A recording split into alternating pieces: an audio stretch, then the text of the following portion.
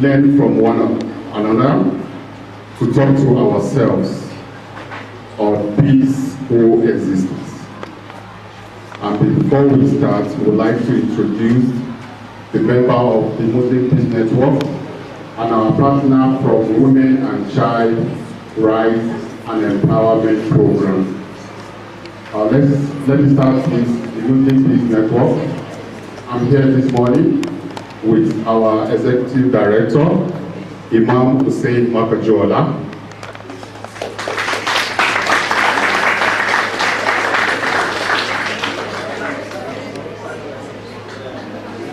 Also with her on the high table is our partner from Women and Children Rights and Employment Program, Ajia Mariam, with us this morning.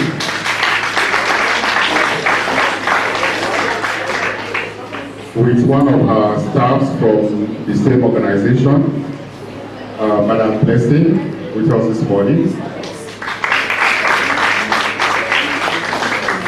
Also, as part of Muslim Peace Network, we have Ajia Bilikisu Abdurrauf in our midst as well.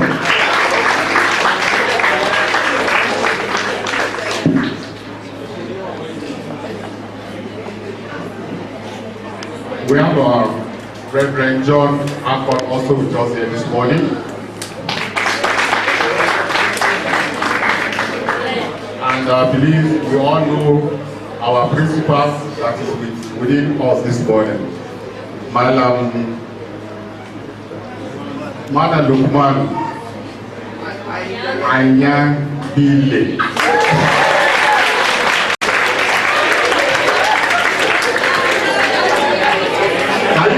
Another round of applause for your principal.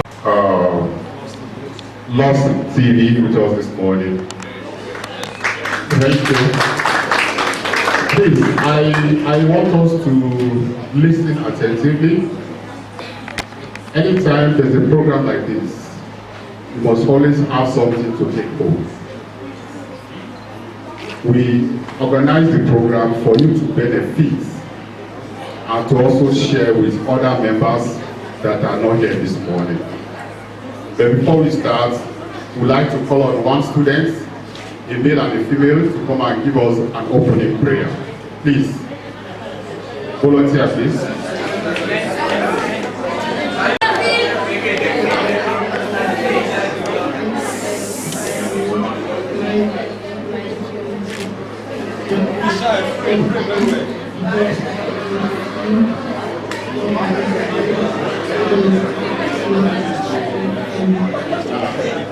Thank you very much.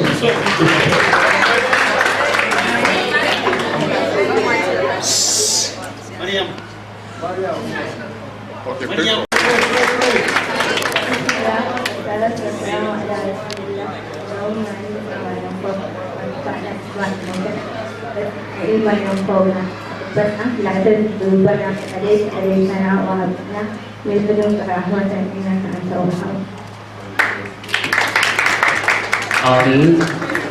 Thank you very much. We check our program with us this morning.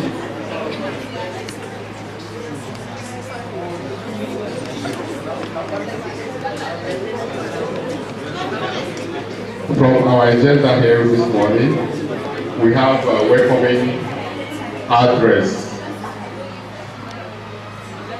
which is to be carried on by, look, sorry, I didn't introduce myself. My name is Mujiba, one of the Muslim Peace Network.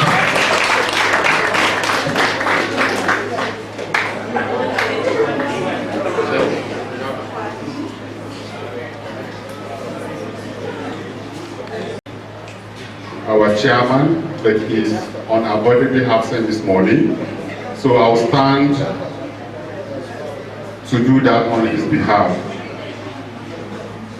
Good morning once again.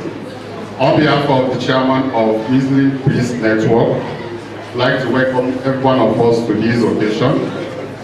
The occasion is tailored towards Peace Education Initiative.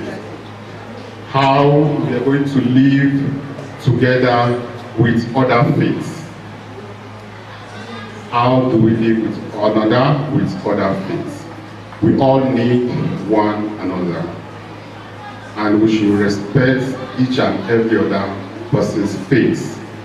There is no force to tell somebody that it is a must do, you must do my religion. No. Let everybody practice whatever he or she has as he or she believes on. Muslim Peace Network was registered since 2020, and we've been carrying out peace education to other schools like yours this morning. We've been doing it since 2020, and this year we feel we should come to Little Scholar to also share the knowledge and the idea of Muslim Peace Network. That's why we're here this morning. And like I said earlier, please let us listen attentively so that it can be of benefit to every one of us. Do we promise to do that? Do we promise to do that? Are you here? Yes. Thank you very much. So that's the message from the chairman of Muslim Peace Network. The next on our agenda is spiritual reflection, which is to be carried out by Imam Hussein Makanjola. Bismillah.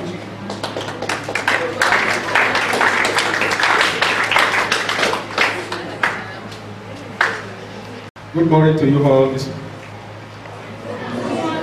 Students, good morning to you all. Good morning, sir. How are you doing? Thank you very much.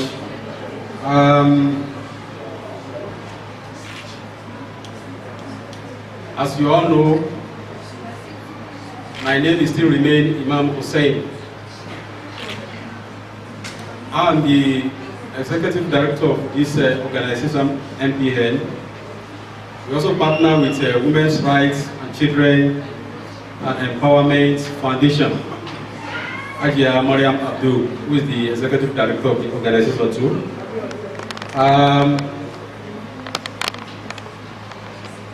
Muslim Peace Network is an NGO that's advocating and carry out peace education from grassroots. I want you to listen to me very carefully.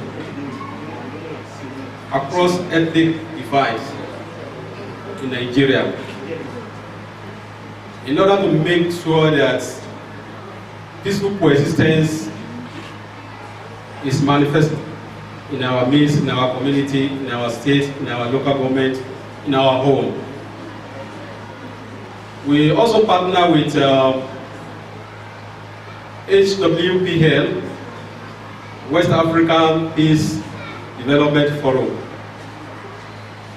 This organization based in South Korea. They partner with the United Nations. That means whatever we are doing here today, the United Nations are aware of it.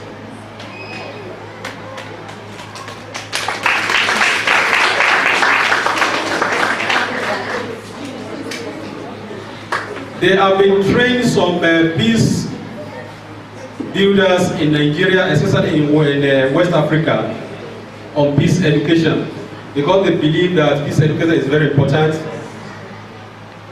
But why we are here this morning? Why? We are here to make sure that we develop your critical and creative thinking, your skills, your behavior, in order to do what? To resolve conflicts through peaceful means in your academic life and also in your personal life. That is why we are here this morning. We are here to make sure that we educate you to become an individual who will respect and embrace the value of people from diverse people, both religious and race. That is why we are here. We are here this morning in order to want you to become an agent of peace in your home, in your community, in Nigeria at large. That is why we are here. We normally say in our statements that Do not harm. We are one. Do not what? Do not harm. We are one. We want you to live together with other faiths. If you have a Christian in your class, if you have a Christian in your neighbor, try as much as possible to make sure that you live with them peacefully. Don't discriminate. Whether you go to market, if you want to go to market, you want to go to Kasua now and you want to buy tomato, and you see Christian who is selling tomato, you say, I will not buy this tomato from Christian. And Christian when go to market and he saw Muslim selling potato, and this is a Muslim, I will not buy my potato from Muslim. It's not good. It's not helping us in our country. So these are the reasons why we are here this morning. We are trying to make sure that we inculcate peaceful coexistence into your hearts, because you are the leader of tomorrow. But I want to, those who are Muslim here, I want you to notice these verses of the Quran that I want to read with you. Almighty Allah said it in the Holy Quran in Quran 42 verse 8. What did he say? He said, وَلَوْ شَاءَ رَبُّكَ لَجَعَلَ النَّاسَ أُمَّةً وَاحِدَةً وَلَا يَسْأَلُونَ مُخْتَلِفِينَ إِلَّا مَا رَحِمَ رَبِّي وَلِذَلِكَ خَلَقَهُمْ. He said, if Almighty Allah will have made the whole nation as one, the whole people as one nation, as one religion, as one race. But they will not cease to have argument among them. That is why they were created. In another verse, he said, وَعِبَادُ الرَّحْمَنِ الَّذِينَ يَمْشُونَ عَلَى الْأَرْضِ هَوْنًا وَإِذَا خَاطَبَهُمُ الْجَاهِلُونَ قَالُوا سَلَامًا. My servants, whenever they were walking on the earth, they walk with humility. And those who are ignorant, if they address them, they will say, peace be upon you. To show you that the peaceful coexistence in our midst is very important in our community, in our nation. Please, as a student, as the leader of tomorrow, we are going to see director, manager, governor, even president. Wherever you will find yourself tomorrow, make sure that you live with other faiths in peace. That is why we are here. We want you to know the importance of living together in peace. As I said earlier, don't discriminate with anybody. In your home, in your community, in your state, wherever you find yourself, make sure that you live in peace with other faiths. That is why we are here. Please, you see our speaker who is going to talk to you this morning. I want you to listen to them very carefully. It is very, very important. Listen to them carefully. But let me go straight to our communication agreement. Please, those who have phone with you, make sure that your phone is on silent. You don't want, if you hear any ringtone, we collect it and you come and collect it with 50,000 naira. Please, if you want to ask a question or you have anything you have any advice or you want to ask a question, please try as much as possible to make sure that you speak for yourself. And also, try to respect each other's opinion. Try to do what? To respect each other's opinion. When you are talking, try as much as possible to minimize your side talk. Those who are doing this, you hear what we are saying? You are making noise again. Make sure you listen to our speaker. Concentrate. You are a student. And also, if you want to ask a question, make sure that you share the equal time. Don't waste time if you are asking a question or you have anything to make. And we don't want any executive meditation. Because I know you are a student. Don't do that. Make sure you listen to our speaker this morning.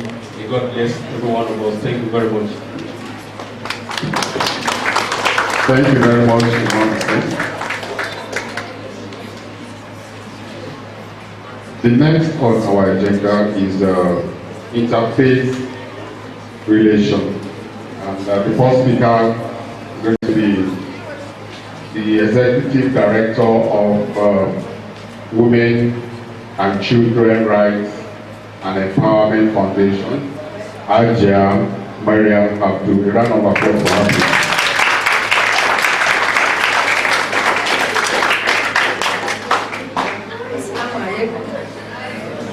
Good morning, everybody. I'm going to have a bit of an interactive session. Are we up for it? Yes. Okay. I want you all to be confident in your responses and be confident in what you know about yourselves, okay? So who here knows what peaceful coexistence means? By show of hands, from both aisles, please, if possible. Am I audible? Peaceful coexistence, who knows what it means? So nobody in this room knows what peaceful coexistence. Okay, let me go around and start asking. Should I come to the floor? Okay, I'm on my way. I've already seen somebody that seems to know you. Peaceful coexistence. Don't tell me you don't know. It's great all there.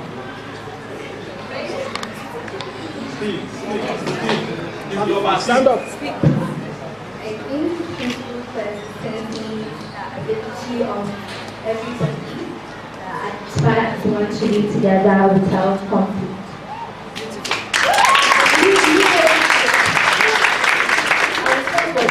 Beyond what I expected.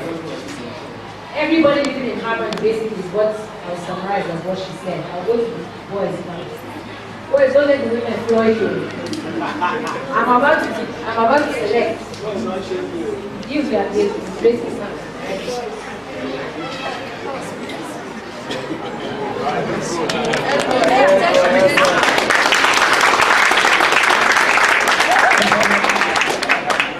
Peaceful coexistence refers to the state of living in harmony and tolerating the activities of your peers in your community.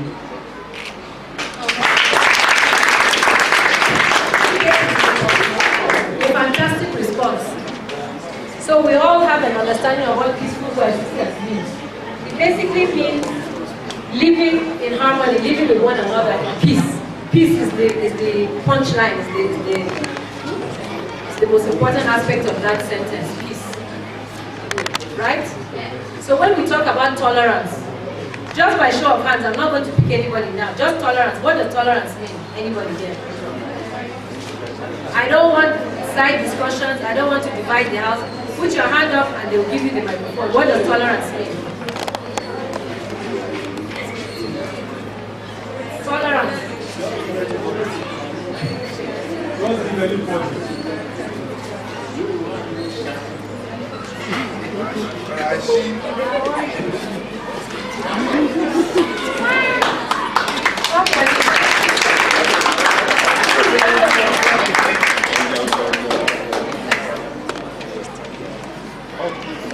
Tolerance. What is tolerance?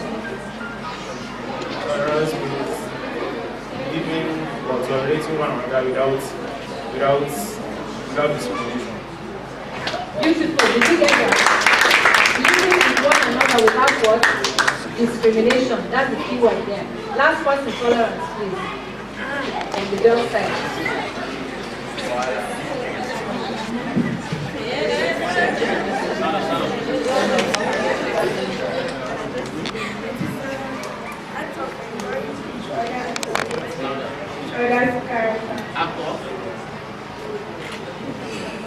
It's the act of tolerating each other and enjoying each other's character without discriminating their weaknesses. So just like Imam Hussein mentioned now, we're here to talk about interfaith, the principles of interfaith, right? Interfaith means what? Different kinds of religions. If Allah subhanahu wa ta'ala will, like he mentioned, he would have made us all Muslims. He would have made us all Jews, he would have made us all Christians, or he would have made us all Buddhists, isn't it? These are the 4 core religions in the world, right? Whether you accept it or you don't accept it, they exist. Is that not? So now, if, like he mentioned, if you want to buy something in the market from a Muslim and you're a Christian and you say you won't buy from that Muslim or Christian, is it the right thing to do? I can't hear you. No. Is it living in peace? No. But nowadays you hear that there's a lot of crisis. Have you heard about conflict? Yes. Have you heard about what is happening in the country? Yes. That based on religion or ethnicity, people kill each other. Is it news to you or you know about it? Why do you think we've come to school, your school now? Because you will eventually grow up and become a teacher or a lawyer or a doctor or something, right? And if we don't start to imbibe this culture or this understanding of interfaith relations with one another, won't you grow up and kill another religion? Who said yes? If you look at me, where do you think I identify in the country? By show of hands, where do you think I'm from in Nigeria? I don't have any, I'm not from anywhere. From the north. Adamawa, who said Adamawa? Who? Okay. Am I Muslim or Christian? Do you know my mother is an Igbo woman and a Catholic? Yes. My father is from Adamawa, like you said.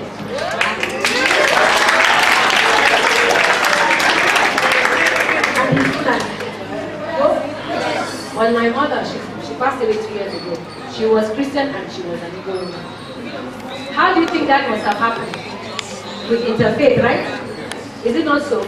As Muslims, in the Quran, are men not allowed to marry Christians or Jews? It's written yes.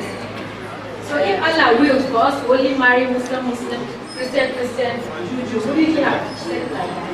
So at this point, I want you to understand the significance, because some of us in this room, we don't know that this thing is possible. I'm actually a product of mixed interfaith relations, right? Yes. Is it not? Well, for me. Our mother is a Christian. I still wear hijab, I still pray, I still fast, everything. As a Christian, she told me to go for Islamia. She told us to read Quran. If you don't do Alola, she will follow you and see if you're doing it correctly. But she never became a Muslim. You understand? And they lived in peace. So this is what we're trying to continue to emulate, right? I'm not saying now you should go back to your houses and tell your parents, Kai, Baba, today when I grow up, I'm going to marry a Christian. That's not the essence of why we're here today. The essence of why we're here today is not to talk about marriage and people like me, no. The essence of today is to teach you at this point in your lives that you should and you must interact with what? Other faiths. And you must interact with other ethnicities. And don't be, in the north, we have this practice of liking ourselves here in northern Nigeria. Unless you're a Hausa person or you're from the north, you would associate with a Yoruba person or an Igbo person. Is it not so? Is that not how we behave here? And that's why we have a lot of reprisal attacks and conflict. So we're here to tell you today to not do that. There are 4 key words I put down here. Note them in your brains if you don't have writing material. Peace, justice, healing, collaboration, healing like to heal, collaboration, mutual respect, and harmony. I think we know what these 5 words mean. Without healing, there's something they call reparations. It's a legal term. They failed to tell you that I'm a lawyer, Barrister Mariam Abdul. So now, when you talk about reparations, it means getting justice for things that have happened.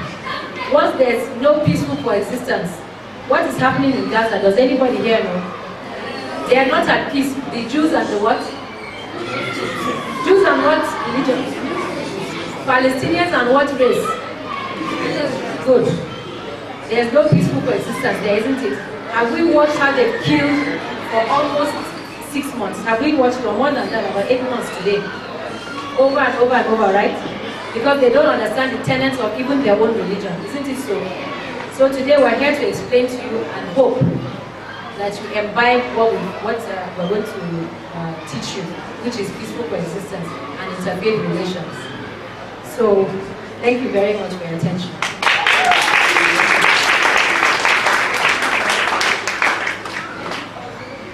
Thank you very much. I hope we are addressing those salient points we are giving to you this morning, because at the end of the program, we are going to ask 1 or 2 questions. So get ready. Don't be scared. Don't be scared. Just have that confidence. Even though if you don't know the answer, we will still take it. You understand? Please write it down so that it will be something that you take home to discuss with other members that are not here. As you are all seated here, at the end of this program, we will endorse every one of you as an ambassador of peace at the end of this program today. So the next speaker is going to be our pastor in our midst here. He's going to also give us his own thoughts on peace coexistence. Pastor, please.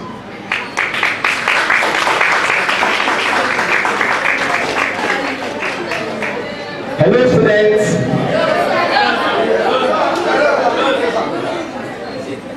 All right. So, let's get started.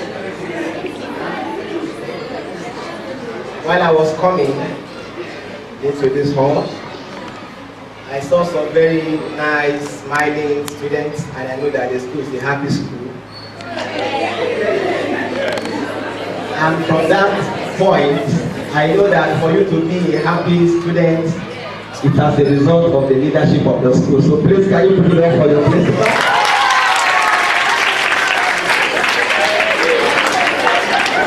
Thank you so much. And of course, me and your principal have done talking of if there is the next time, which of course I know they will always do. Of the next program, we should be thinking of organizing in collaboration with this body that have come here today. Right, Mr. Principal? Yes. Thank you so much. Okay, so as we start, Ajia Mariam, my very good friend, mother to me she is, has already kick-started the whole thing by saying you should define, explain what you understand by tolerance and all that, and you have done to some large extent. I'm happy, both from the female perspective and the male perspective. That is quite interesting. Now, talking about interfaith, what is interfaith? Lots of questions. What is interfaith? Yes, please. Just raise up your hand. Raise up your hand if you have the answer. What is interfaith? We are all students. This is an academic environment. This is a learning environment. We expect to know that you are now the brain box of the nation. So tell us, what is interfaith? You have an answer?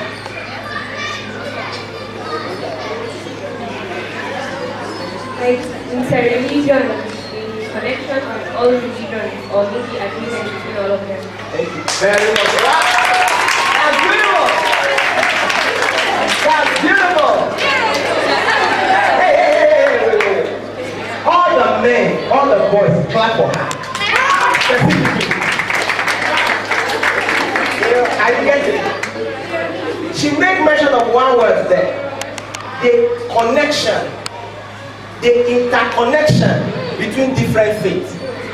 That simply means that all faiths are connected, like what Ajamaria said.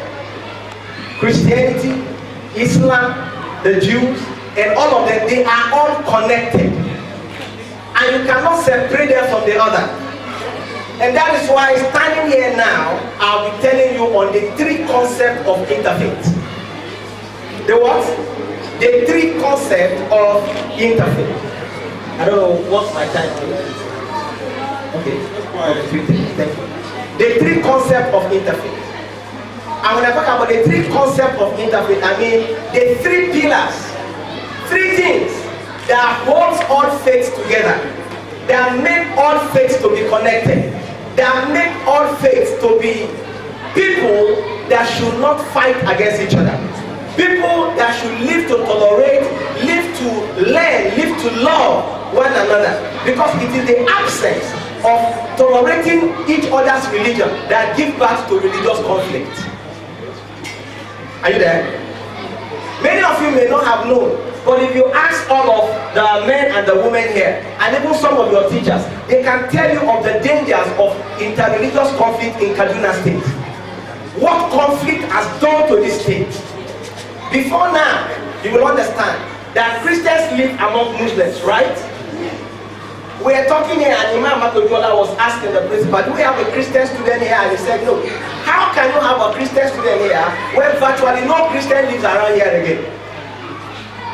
Because of religious conflict. The same thing if you go to the axis of Sabo and Rumi, you organize something like this, you will not see a single Muslim student there. Is it good? Is it good? No. Why? Because religious conflict has divided us. Now the state, Kaduna State, is now living on a parallel level. All Muslims this way, all Christians this way. Why? Because of religious conflict. I know a couple of people who lost their loved ones, lost their father, lost their uncles, lost their mother, lost everybody. Materials, properties they acquired over the years so far to get burnt down. It happened both on the Christian side to Muslims, happened on this other side to Christians. Why? Because of religious conflict. Now I make bold to say, if there is conflict today in Kaduna State, will you all be here? What would the government do? They will only declare curfew. Everybody sit in your house. You come outside, soldiers take on you. Police take on you. What will happen to our education system? What will happen to it? We'll suffer loss. All of us will. And so, talking to you now is looking at you as the ambassadors of the society. We are looking at you as the transformers of the society, the reformers of the society. We are looking at you as people who will not only receive the knowledge you are receiving here today, but people who will transcend the knowledge to others who are not here. Are you getting me at all? People who will discourage, who will now stand to discourage what we call religious conflict in the society. Who will discourage ethnic conflict in the society. We are looking at you, that's why he said that by the time we are done today, you will receive the certificate of being what? Ambassadors. Peace ambassadors to the community. And I hope you will like that.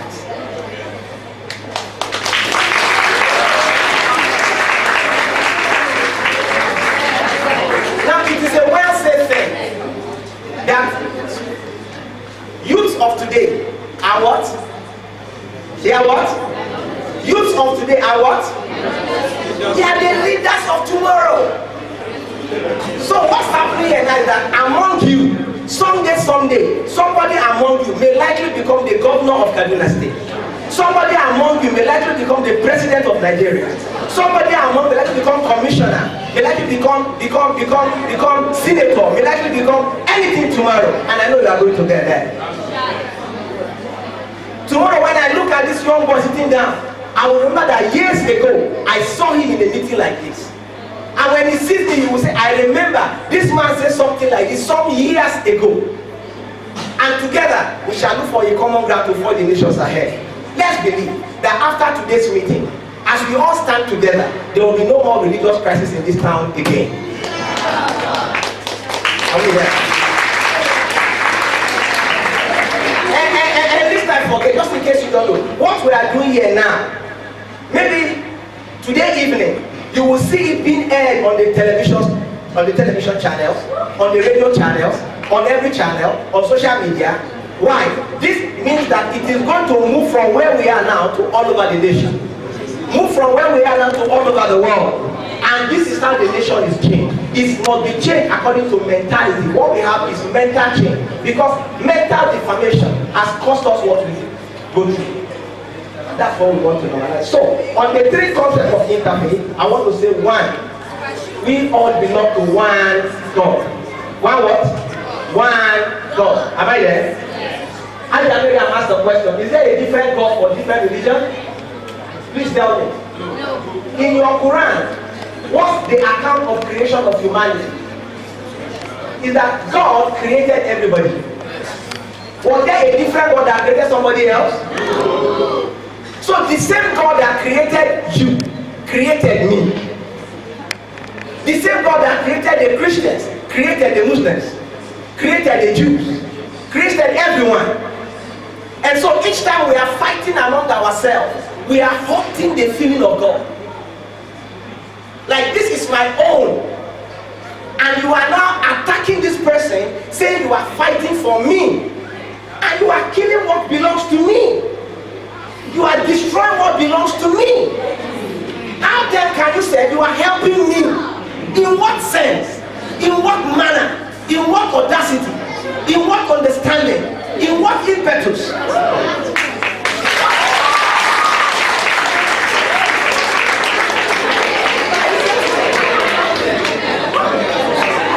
So this is exactly what it is. So every time Christians fight Muslims, they are failing to realize that they are hitting the mentality, they are hitting the mind of God. When Christians fight Muslims or Jews fight anybody, in the name of religion, you are hurting the God that you claim that you are serving, because everyone is claiming to serve God, true of us. Tell me, do Christians claim to serve the devil? No. Do Muslims claim to serve the devil? No. Do Jews claim to serve the devil? They are all serving one God. And God accepts all their services to him. So please, we must understand that we all belong to one God. And so, you don't have God more than I do. I don't have God more than you do. Because if I do, suffice it to say, maybe I should have been having like 10 fingers. Right? I should have been having like 7 eyes. And I would say the God that created me is different from the God that created you. But now look at all of us together. There's nothing that we have that we don't have in common. A sign, a qualification that we all are created by one God. And this is the more reason why we don't need, in fact, we must do everything possible to discourage the idea of fighting each other religious-wise. Am I there? Yes. Please, I just have to be in a rush because I know time is not of essence to us at this point in time. So, God loves all of us the same way. We hurt him when we fight each other. His ultimate goal is that we should live without killing, hatred, or fighting one another. Are we there? That is his ultimate goal. That's what he desires. That's what Jesus Christ teaches in Christianity. That's what Prophet Muhammad, peace be upon him, teach. Thank you very much. Peace be upon him, teaches us through the Quran. Are you getting it? That's what every religious book teaches. But I wonder where the mentality comes from. My religion is more than your religion. Who says so? I'm fighting for God. Who says so? The God that we might claim to fight for. If he chooses to kill all of us at the same time, who will stop him? Do we have power more than he does? No. If you want to kill somebody, will he not kill the person by himself? Who wants the bread that we breathe? Who wants the life that we live? So if you want to take somebody, shall we question him? We cannot. So it is not his goal that we should kill anyone.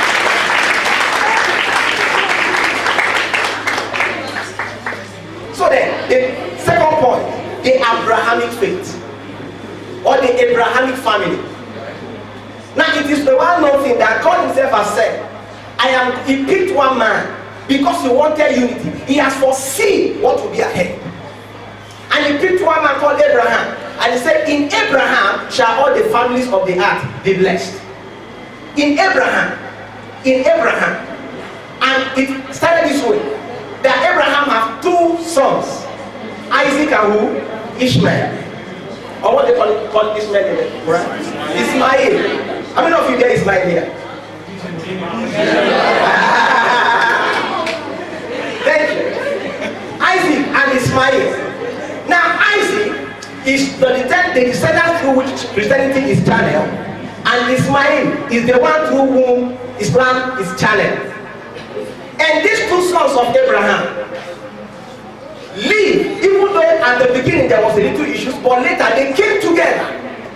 Even when Abraham, their father, died, they joined hands together, they buried their father, they lived in peace.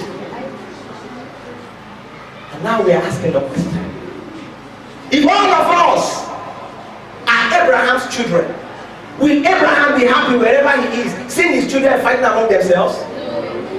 Hey sir, you are a father, right? Sir, you are a father. And as a father, will you be happy to see your children fighting among themselves? killing themselves, how will you feel? Sir, we are all parents here.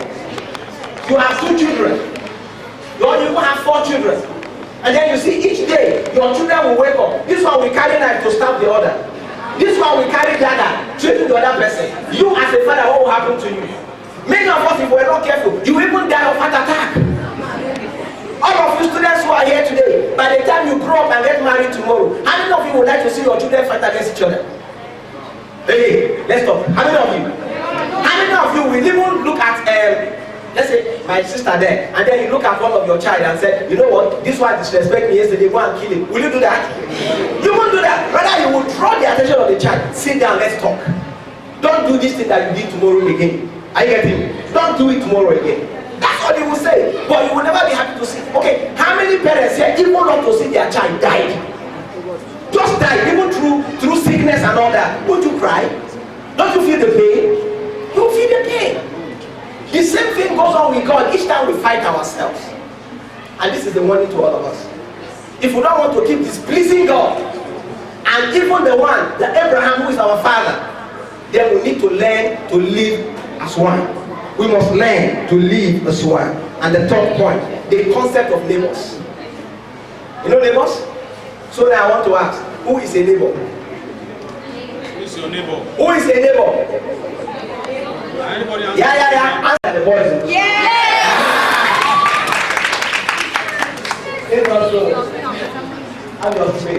Yes, who is a neighbor? Please give me an answer. A neighbor. You said you have a neighbor.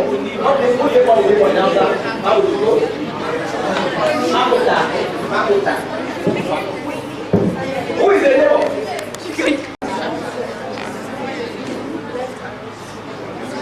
Where's the principal? I want to give one certificate of one of you. Yes. Who is the neighbor? Bring it. Yes, boy. Very sharp. Who is the neighbor? Neighbor is someone that is always there for you. Someone that is always there for you. Thank you very much. Clap hands together for us. Now, quickly put. A neighbor is any human being that your eyes can see.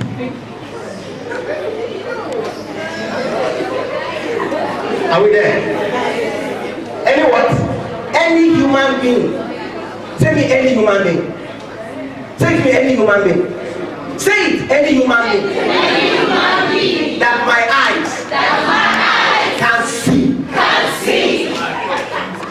That's what a neighbor is. Any human being, as long as he or she is a human, is your neighbor at that moment. Why? Because if something is happening to you right there, your father, your mother, your brothers and sisters are not there. That person is the one you see right there. That person is the one that will be the first person to help you. Like he said. That person will be the first person to come to your rescue. Am I there? And you are the first person that will likely assist that person that you see if you see the person in the trouble. Okay. That's who a neighbor is. So a neighbor is any human being that your eyes can see. A neighbor is any human being that lives close to you. This is what a neighbor is. Now, looking at that, the definition of that neighborhood, do we see that a neighbor must be a Muslim? Do we see that a neighbor must be a Christian? Must the neighbor be a Jew? A neighbor is what? Any human being. That's what it says. Now, according to Jesus, in the book of John, chapter 13, verse 34 to 35, he said, "This is my greatest commandment to you, that you love one another." He never said that a Christian must love a Christian. He never said you must love your own brethren. He said love one another. It's all over the world. He said, "By this love shall you be known that you are truly my own." If you don't love your fellow human being, you cannot be mine.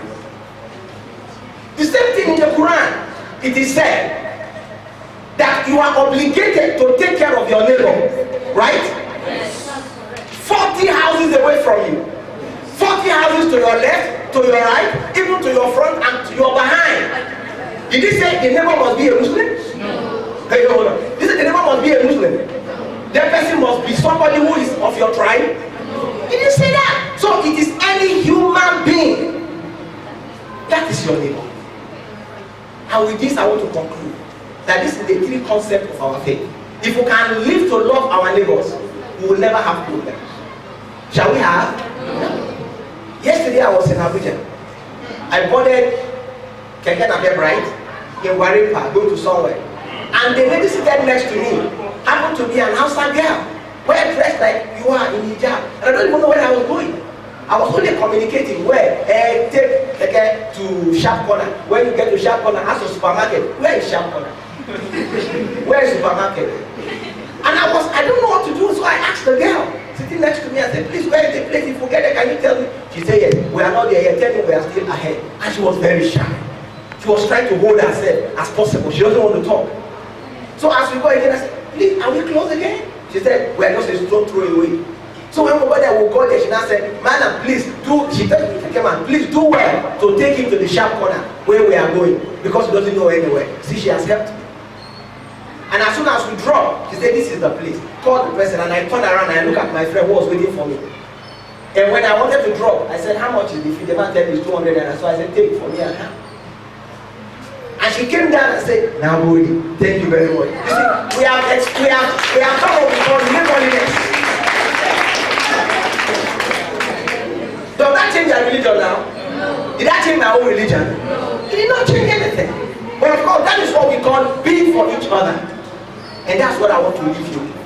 And finally, I want to leave you with this song. And the song simply said, the more we are together, the more we are together, the happier we shall be. Where your friend is my friend, and my friend is your friend. The more we are together, the happier. So we are the song. One, two, go. The more we are together, the more we are together, the happier we shall be. Where your friend is my friend, and my friend is your friend. The more we are together, the happier we shall be. Thank you.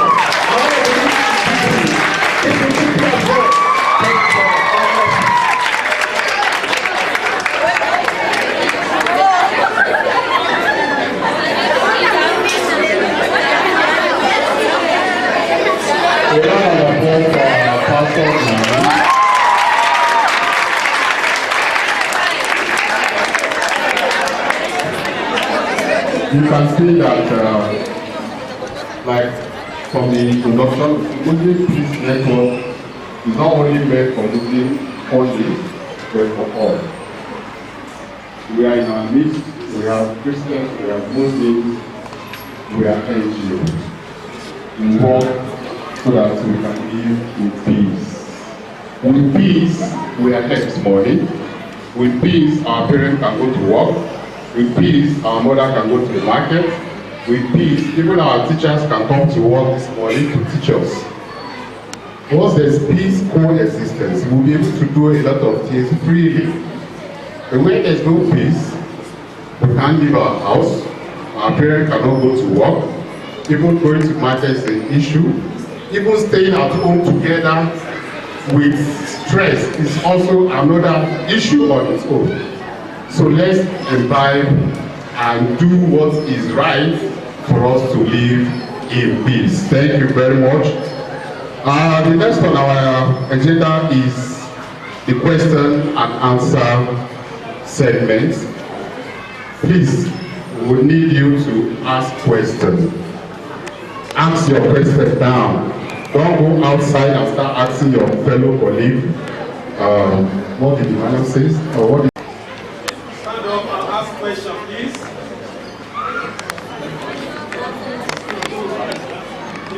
I didn't understand what Mrs. Maria meant by feeling.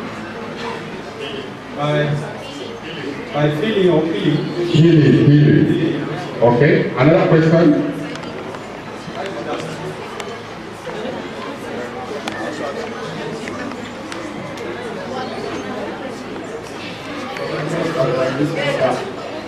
And my question, does a blind man have a neighbor?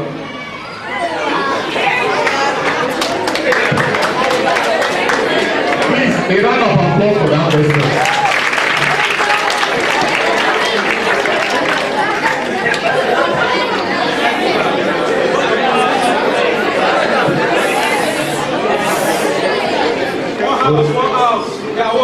What's the best solution for when you are having a neighbor that discriminates you? The best solution for when you are living with a neighbor that discriminates you? Okay?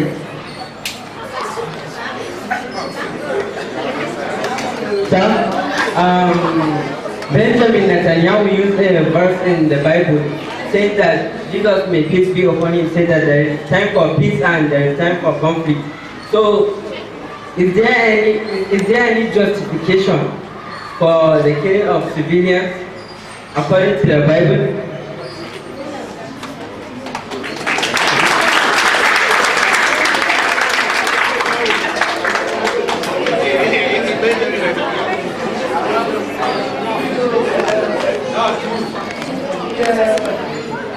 The politicians also,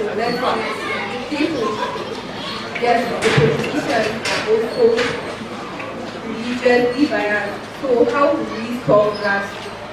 And coming to us, the leaders of tomorrow, so I think they also have to solve it before you come to the citizens and students. I think the question is, some of the politicians have used religion to divide us, right? It's okay. Okay. It's okay now. Let them respond to this question. Okay. Time for Peace and Conflict by Netanyahu. Netanyahu is not a Christian, so he didn't quote from the Bible, but from the Torah. The Torah is what the Jews believe in. He's a Jew, pure Jew. He's not a Christian. Just for your own clarification. Even in Islam, there was time for peace and there was time for conflict, right? Yes. When, before the Hijrah, before Hijrah, there was a lot of conflict in Makkah, right? They didn't believe that there was something like a Rasul. They didn't believe in it, they believed he was just lying. But we all know he was an unlettered prophet, right? Which means that he couldn't read or write as such, but he was given what they call wahi, he was given inspiration, right? But his people, they felt he was a liar. Is it not so? They stopped them from eating, they stopped them from living and discussing with their neighbors. And so what did they do? Allah subhanahu wa ta'ala in his infinite wisdom said, take up arms and defend yourselves. Is it not? So that is conflict, as we have it today, is it not? And then of course there was peace, when he was giving the message and people were following Islam. So to cut a long story short, from the Torah, Netanyahu quoted an aspect, and he was right. But unfortunately for what he's doing, is it the proper thing he's doing? When there was the fight of Badr and all the other wars that we know, and even now in civilization, they have what they call peace treaties, and they also have rules of engagement. So inside of your rules of engagement, can you shoot a baby? Is the baby armed? Can you shoot a woman? Can you shoot the elderly? Can you shoot the sick? Netanyahu is doing it. So he has contravened his own Torah. He has gone against his own Torah by saying that there's time for peace and conflict. His whole conflict is wrong. So please don't, follow what he's saying. It's a complete fallacy. I will talk about healing. If I slap you now and I leave you for 10 years, have you healed from what I've done to you? And then I come like a hypocrite and I tell you, that was 10 years ago. You should have moved on by now. Will you like it? Or I come in here and I insult every single one of you, including all the staff in this place. And then I leave. The next month I come back, I want to deliver a paper on peace. How will you look at me? And then I'll say, is it not because I insulted you? Is it not just last month? You should have healed by now. Is it something? So people go to court. I told you they go for reparations. Reparations is something that you do for justice. You go to court to seek justice. Countries seek justice. You see the Hague, ICC, International Criminal Court. Do you know about it? That's the court for all nations to go to. They don't go to normal courts. They go to the ICC for such things. I'll leave Pastor John to talk about the other. But sorry, I will say something quickly. Sorry to address. When you talk about politicians and religion, you have to understand that there are laws against messages that even religious leaders talk about. Some religious leaders come here and say that you should kill Christians. Is it a lie? Some religious leaders, Christian religious leaders, say you should kill Muslims. They do it. And those are called inciting messages. Inciting messages. And it is illegal. And there are laws against it that criminalize inciting messages. Your politicians also say things that are not proper because they don't have the understanding like you all have now, based on what we've told you. So if you say you want to sit down and cross your hand and wait for the politicians to get it right, then you have a long way to go. Thank you.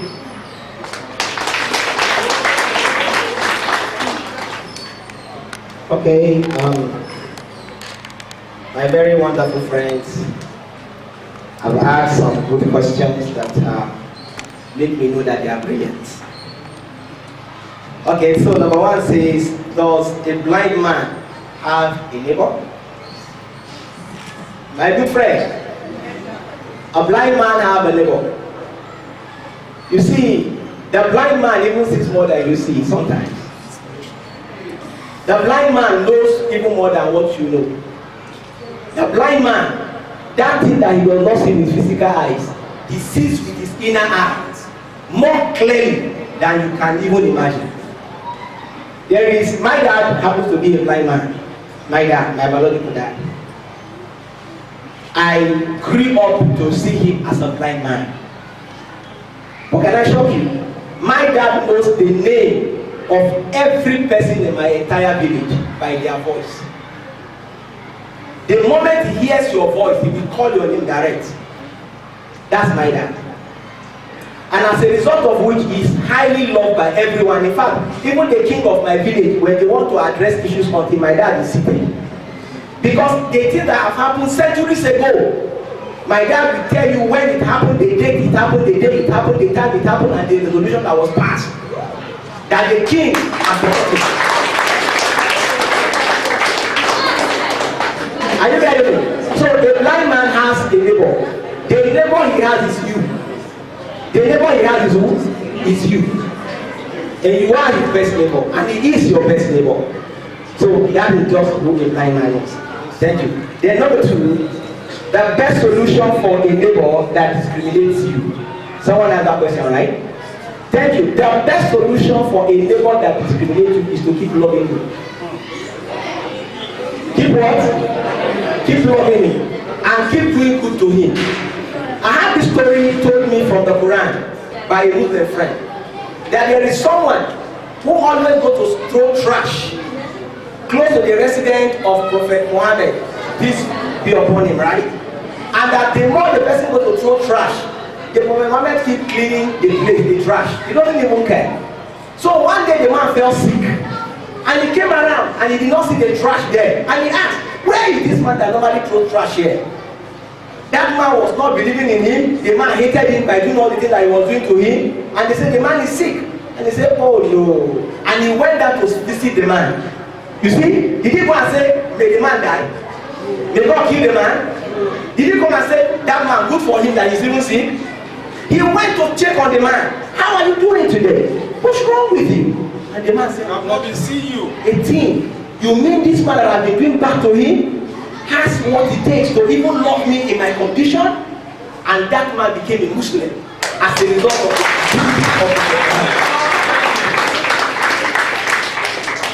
Are you getting it? So if Prophet Muhammad was discriminating against the man, that is evil for evil. Will the man now change? He won't change. When he recovers from his sickness, he will be thinking of the worst evil to do to him again. But his act of kindness and love changed the man. So the more you love your enemy that is against you, it's more likely for you to change him, win him to your side, than taking action to start hating the man back. It's the same thing with Jesus. People that gang up, hate him, took him, killed him. What did he say? He said, God, forgive them, for they don't know what they do. And as a result of that, all of them, majority of them, even the soldiers that were there that gang up against him, many of them changed when they had that the man we are killing is even praying for us. Okay?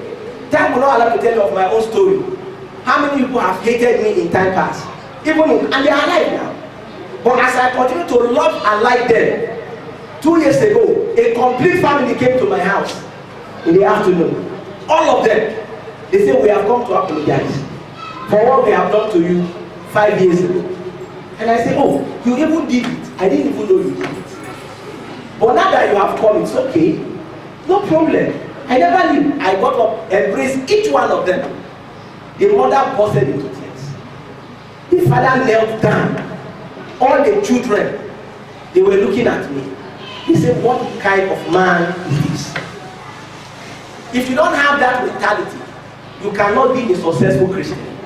And you cannot also be a successful Muslim. Are you getting me? Because that's the way to go. So, please, love this one. Then the next person says, no justification. I mean, that somebody said, this man quoted a scriptural verse and said, for killing others. And I'm saying, he said, what's the view? And I say, there is no justification at all. There is no justification at all.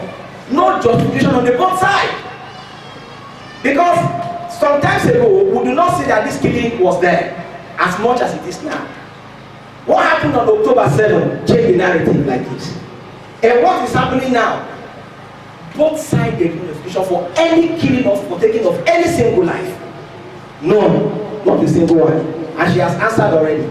There is nothing like you are quoting from the Bible because you want to kill. It's wrong. Jesus Christ didn't do that order.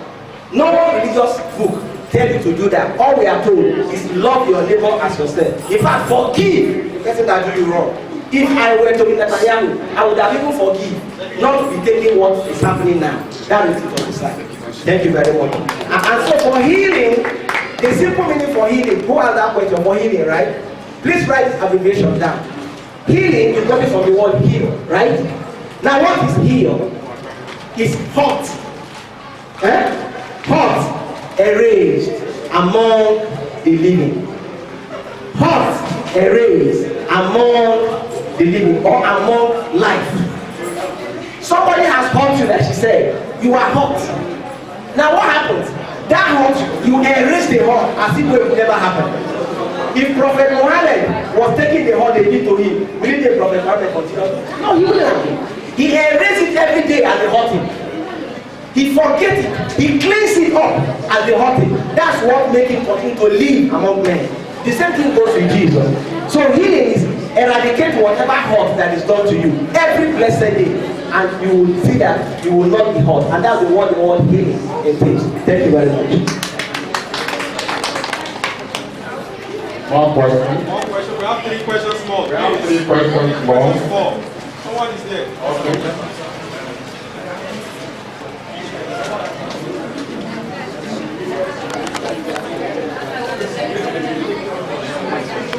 My question is, we are talking about the faith here. So how do you deal with, I think, people who don't believe at all in religion and hate people who are religion? And how do you deal with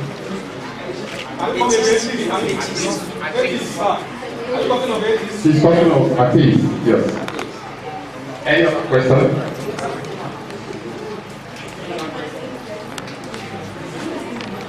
Non-Muslim disrespecting the Quran, like in Sweden, what just happened last year? And why are the pastors not condemning it?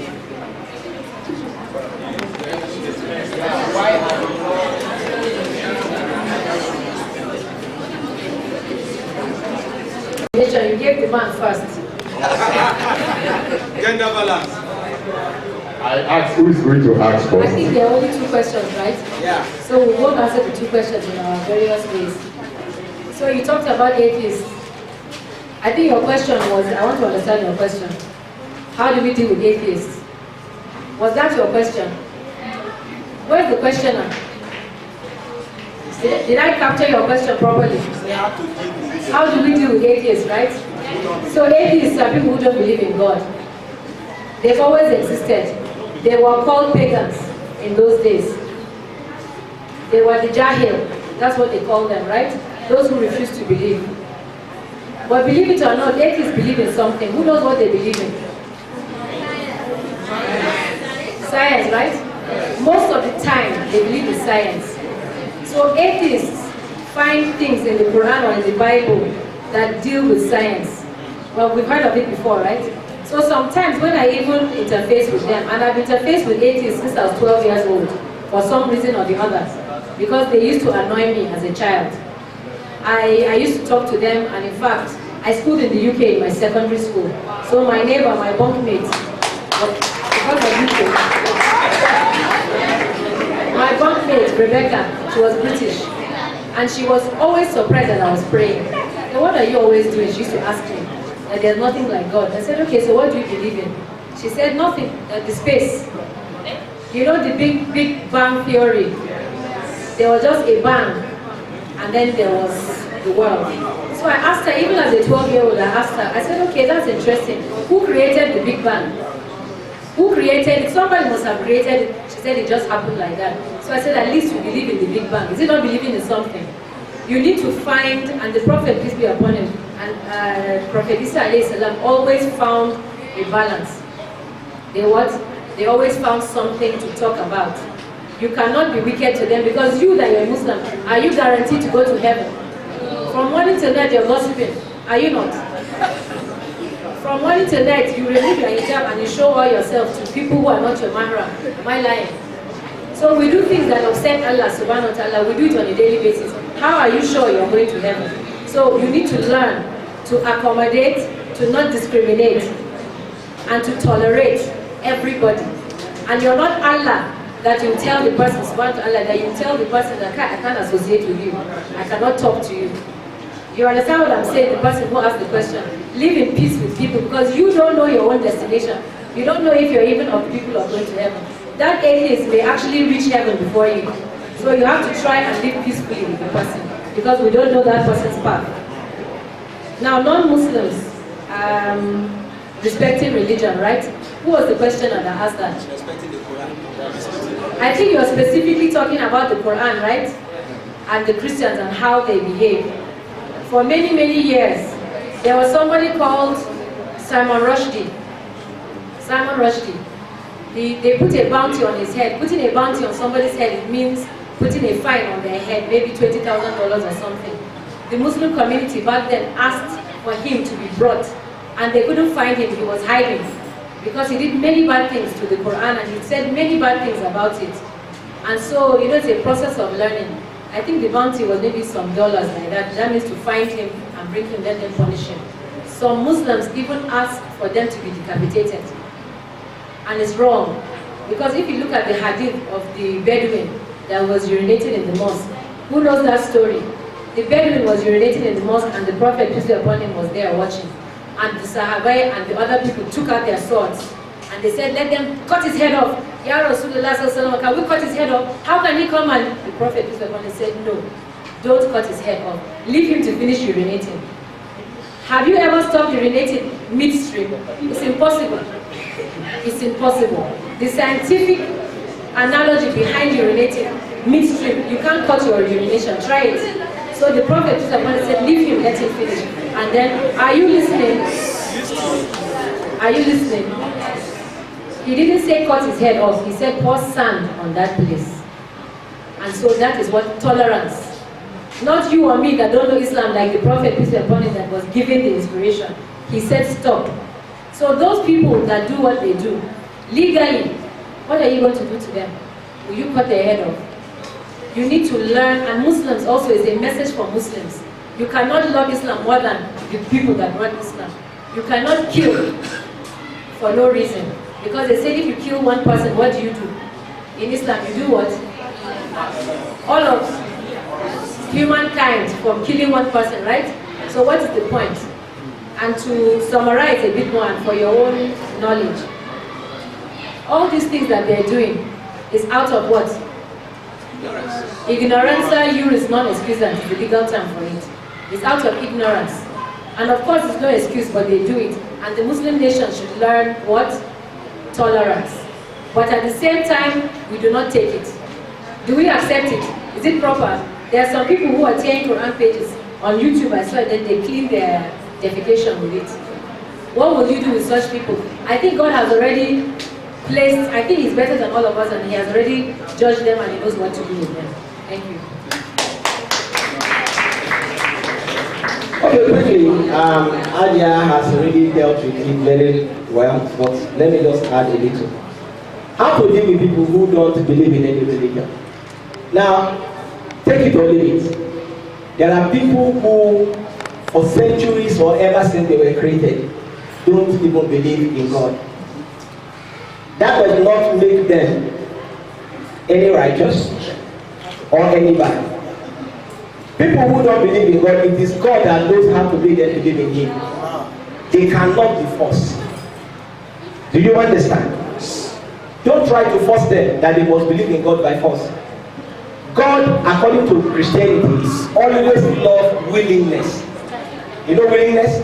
He loves people who willingly believe in Him, not force.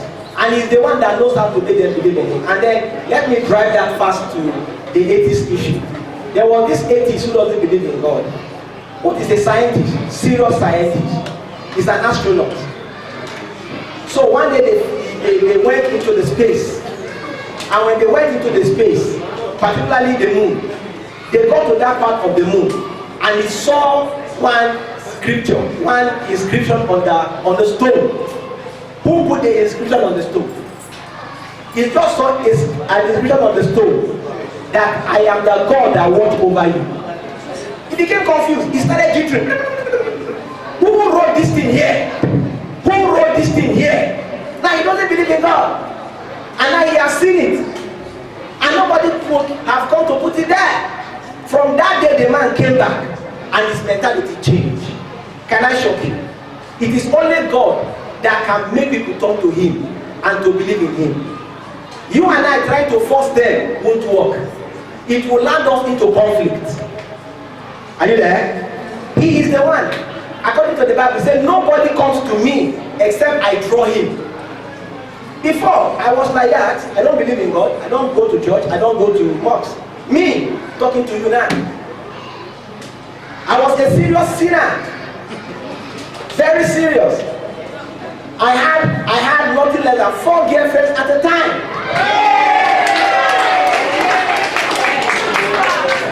Are you getting me? I was as young as these boys are. But before I finished my university, here I am now talking to you. God has changed me. As a pastor. And I'm a pastor. Preaching to congregations every now and then. Moving from place to place. So it is only God that can change people. Don't try to force people into change. Once you force people, the change is not genuine. It's not real. Alright? So allow God, let Him do the change of people. And then talking about, I think after both that, all the vision together, talking about people that disrespect the Quran. Don't worry. God knows how to handle them. Are you getting me? God knows how to make them change. It is His book, right? The Quran is the book of God, right? Is it your book? No, I'm asking, is it your book? He knows how to arrest them. He knows how to draw them. He knows how to capture their mind. And He knows how to change them. Now we're not allowed to read the other stories.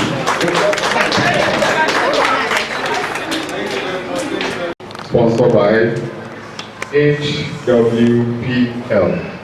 So I will say HWPL, you say we are one. At the count of 3. HWPL. We are one. Thank you very much. At this note, I would like to call on, the principal is not on seat. I would like to call someone. Vice Principal, is he around? Vice Principal. Assalamu alaikum warahmatullahi wabarakatuh. On behalf of the school management, the directors, the principal, the vice principals, the teachers, we thank the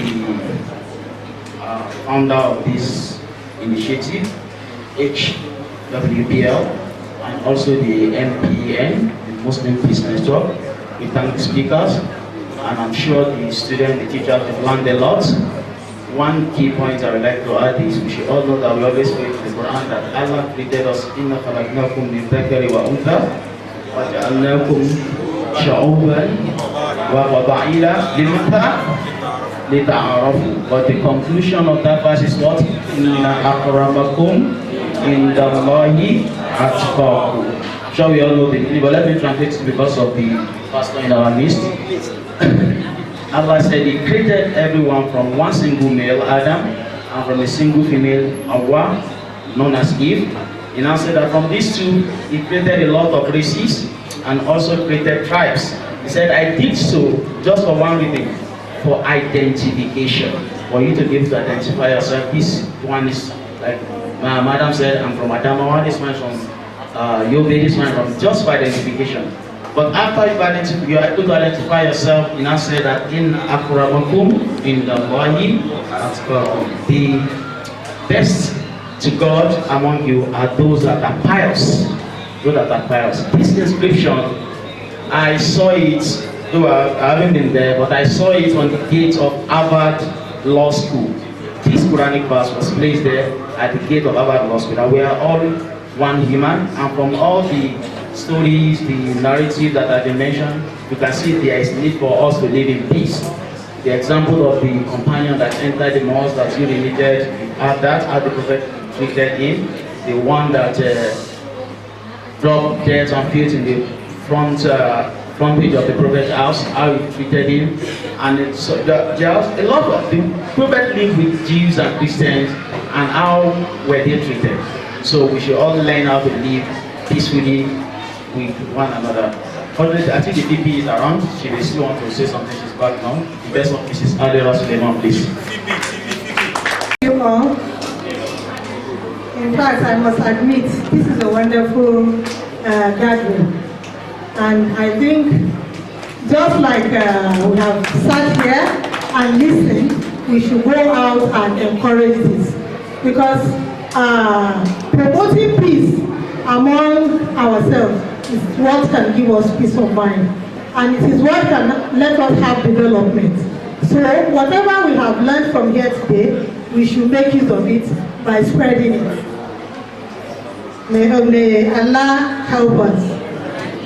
We thank the organizers. You have done a wonderful job. Honestly, if we had things like this in place, I'm sure our country will be a better place. May God strengthen you. Thank you. Thank you very much. Sorry, before we go to number 8, that's a group photograph. I want to make advice for the management of this school. We are not happy that this school does not have students, Christian students. It is not good at all. I want to advise the management of this school, the next session, please, whatever you are going to do, if it is only 5, We have Christian teachers. you have Christian Teachers. We are talking of students, please. The student Christian is very, very important. Please, I want to do, by the next time that we are coming here, we want to have like 20 Christian. We need to more than that, please.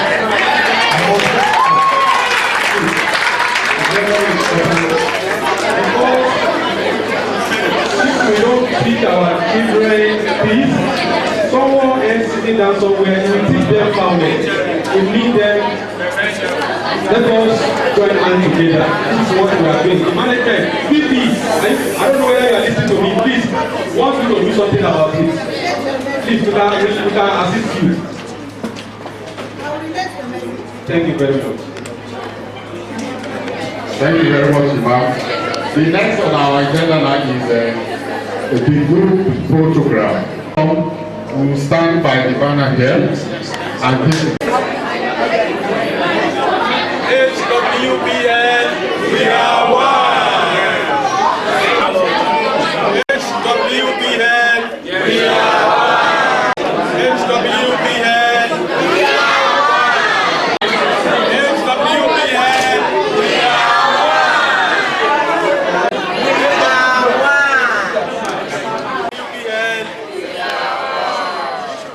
HWBN, we are one.